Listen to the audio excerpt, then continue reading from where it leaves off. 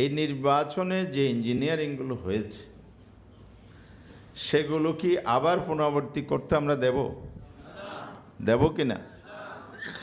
সুরে চুরি করেছে, আবারও চুরি করার আয়োজনটা রেখে দেব না বন্ধ করব? চুরির রাস্তা যদি বন্ধ করতে হয়, সংগঠনকে শক্তিশালী করা ছাড়া কোনো বিকল্প নাই। কথা কি বোঝা গেছে? আপনার সাংগঠনিক শক্তি হলো একটি আদর্শবাদী দলের জন্য, একটি বিপ্লবী সংগ্রামী দলের জন্য সবচেয়ে বড় শক্তি। এই সাংগঠনিক শক্তি বাড়াতে হলে আপনাদেরকে 3টি জায়গায় গুরুত্ব দিতে হবে। একটা হলো skill, man power, committed, dedicated এবং আমাদের ক্যাপাবল, নৈতিক মানসম্পন্ন জনশক্তি এবং নেতৃত্ব তৈরি করতে হবে। নেতৃত্ব এবং জনশক্তির শুধু নৈতিক মান নয়, পাশাপাশি স্কিল ডেভেলপমেন্ট প্রয়োজন। কারণ জামায়াত ইসলামী এখন বিরোধী দল নাকি না?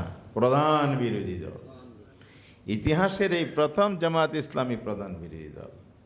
তবে এটা ধরে নেন, বাংলাদেশের ইতিহাস এটা বলে, ডেমোক্রেসি যেখানে আসে সেটা বলে, যারা বিরোধী দলে গঠনমূলক শক্তিশালী ভূমিকা পালন করতে পারে তারাই পরবর্তী সরকার গঠন করে।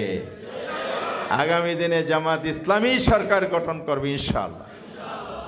সেই প্রস্তুতি নেওয়া উচিত না? নিতে হবে।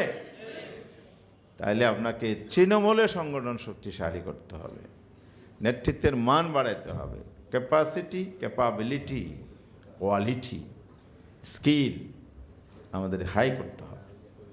কথা কি বোঝা গেছে?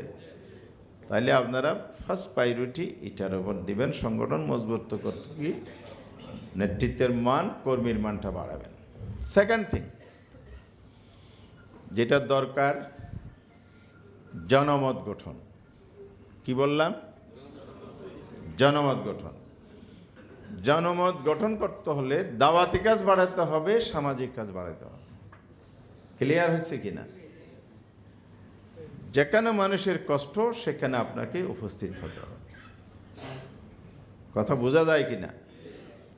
জনগণকে নিজের আপন, আত্মীয় স্বজনকে যেভাবে আপনি সুখে দুঃখে পান অথবা আপনি যান।